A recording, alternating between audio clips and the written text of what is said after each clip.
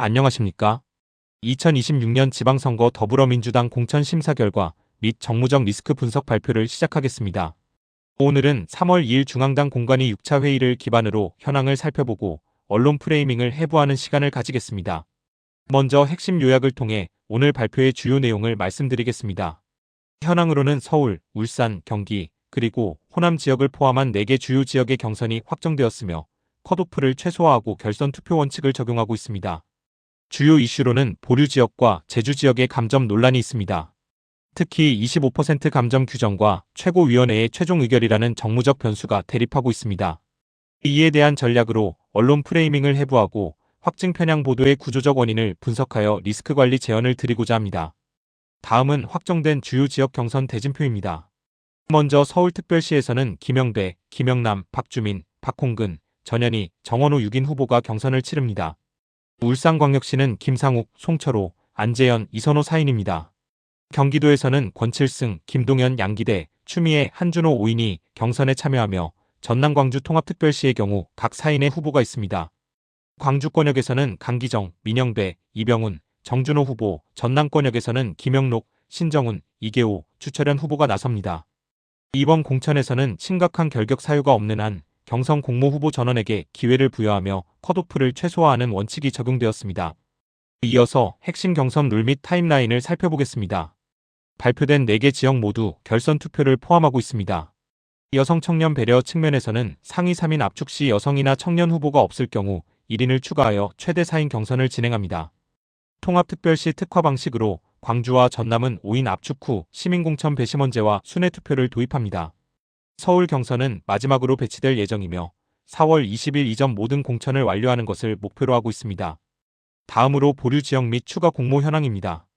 부산광역시의 경우 전략적 상징성을 고려하여 3월 9일부터 13일까지 후보자 추가 공모를 진행합니다.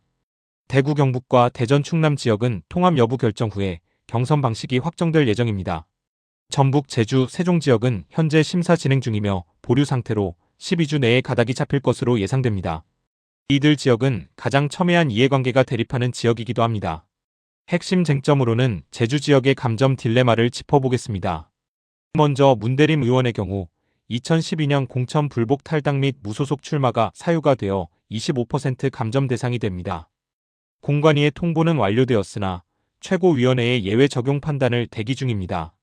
다음으로 오영훈 지사는 선출직 하위 20% 평가를 받아 20% 감점 대상입니다. 이의 신청이 기각되어 감점이 최종 확정된 상태입니다. 결정 권한의 오해와 진실에 대해 말씀드리겠습니다.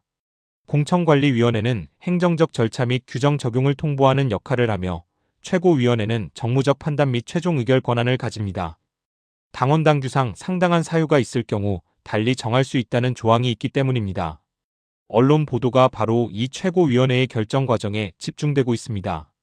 문대림 의원의 감점은 최고위원회 의결 전까지 미정 상태라는 점을 명확히 말씀드립니다.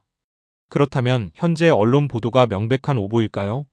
가짜 뉴스의 예시로 이란의 미 항모 타격처럼 명백한 허위 사실이거나 물리적 검증이 가능한 경우와는 다릅니다. 현재의 중계 보도는 제주도지사 경선 감점 기사의 사례처럼 실제 존재하는 당원당규 및 공관위 통보 사실에 기반하고 있습니다. 따라서 현재 언론 보도는 오보가 아니라 최고위 의결이라는 변수를 누락한 미완성의 서사라고 볼 수 있습니다. 언론 프레이밍의 구조적 원인을 3가지로 분석해 보았습니다. 첫째, 디지털 광고 수익 구조입니다. 확정, 위기 등 자극적이고 단정적인 제목으로 클릭을 유도하는 경향이 있습니다. 둘째, 받아쓰기 관행입니다. 공관위의 1차 통보 절차를 기정사실화하는 경마식 보도가 이루어지고 있습니다. 셋째, 프레이밍 효과입니다. 복잡한 정무적 맥락, 예를 들어 예외 조항 등을 배제하고 단순한 결함 있는 후보 구도로 축소하여 보도하는 경향이 나타납니다.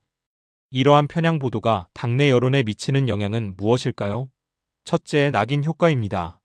공천 불복이라는 도덕적 잣대가 하위 평가보다 더 큰 부정적 프레임을 형성합니다. 둘째, 밴드웨건 효과입니다. 특정 후보의 승리가 어렵다는 인식이 확산되며 대안 후보로 지지세가 쏠리는 현상을 초래합니다. 셋째, 전략적 투표 유도입니다. 유권자의 의사결정 프로세스에 노이즈를 발생시켜 본래 의도와 다른 선택을 유도할 수 있습니다. 현재 우리는 확률적 조작과 확증 편향의 오류에 직면해 있습니다.